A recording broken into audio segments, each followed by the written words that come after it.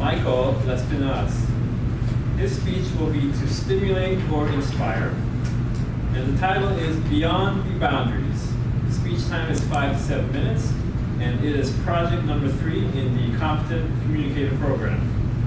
Michael is a nonconformist and explorer of human experience. He works in sales and coaches youth and their families.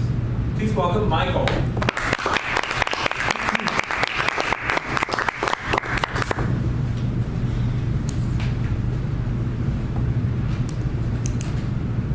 Freedom!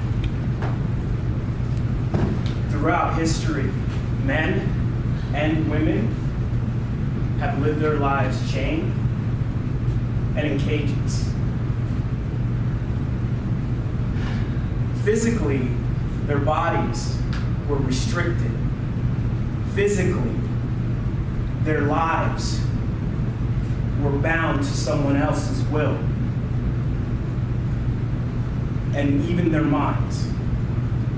Although we don't have the same situation of people being in chains and in cages, we still have the situation of people being in situations where their minds are still in cages, where their beliefs are still in cages.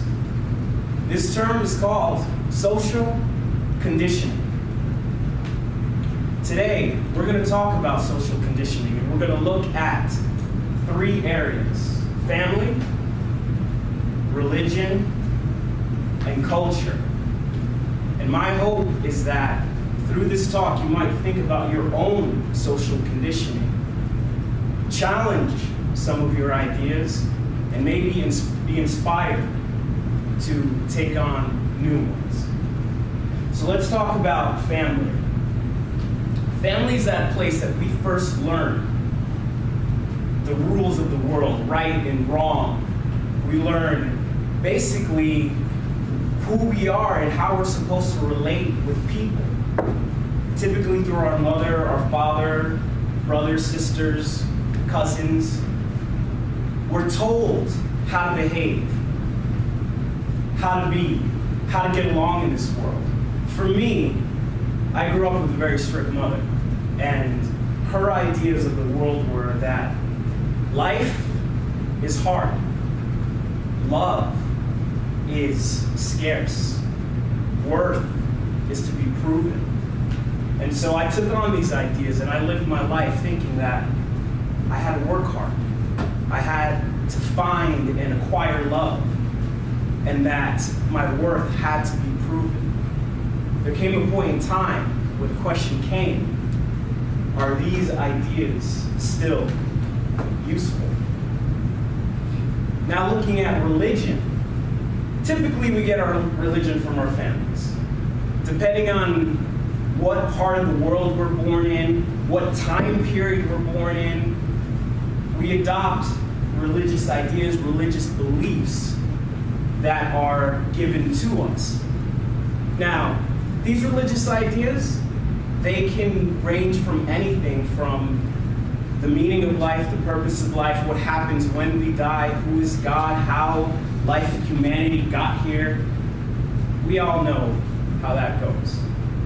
For me, my story was I grew up Christian, growing up with my mother, but then later, I was with my grandmother and became Jehovah's Witness, and then later became Christian again. These ideas were given to me. I didn't have much choice in the matter. All I know is I showed up to a church and a pastor spoke to me and told me what life was all about. At that time, I never questioned, because who was I to question? I didn't know. I was young.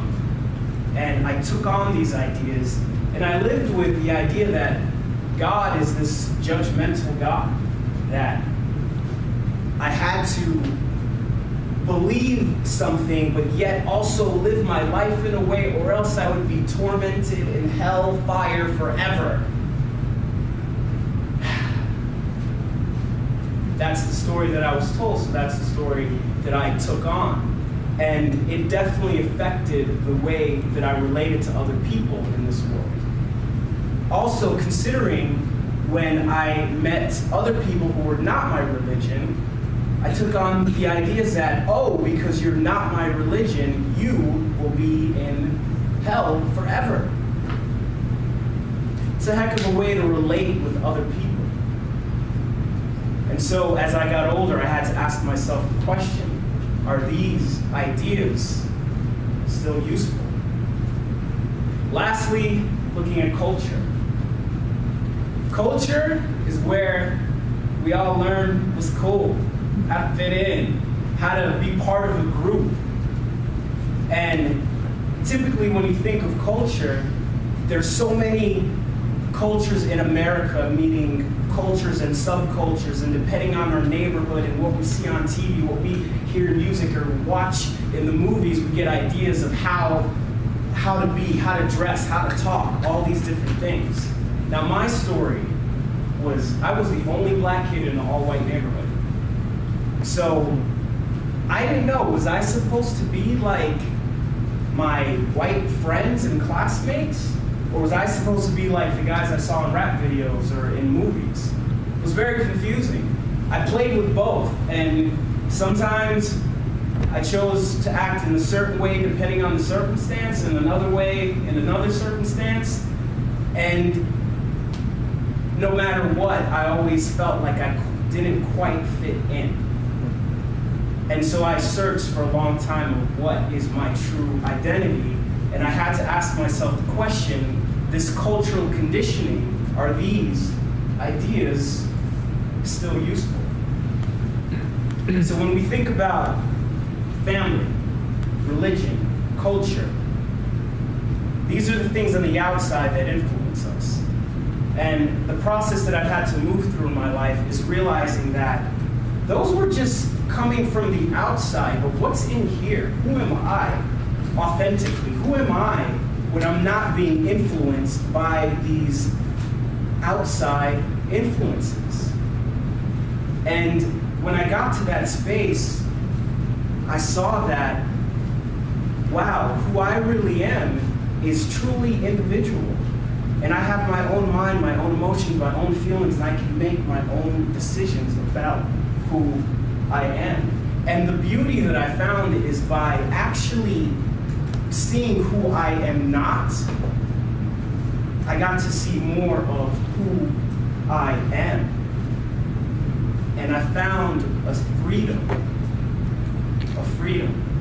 that would allow me to connect with people without boundaries, without judgments. And so I share this with you to inspire you to look at maybe some of your cultural conditioning or social conditioning or family conditioning and see what you may be able to let go.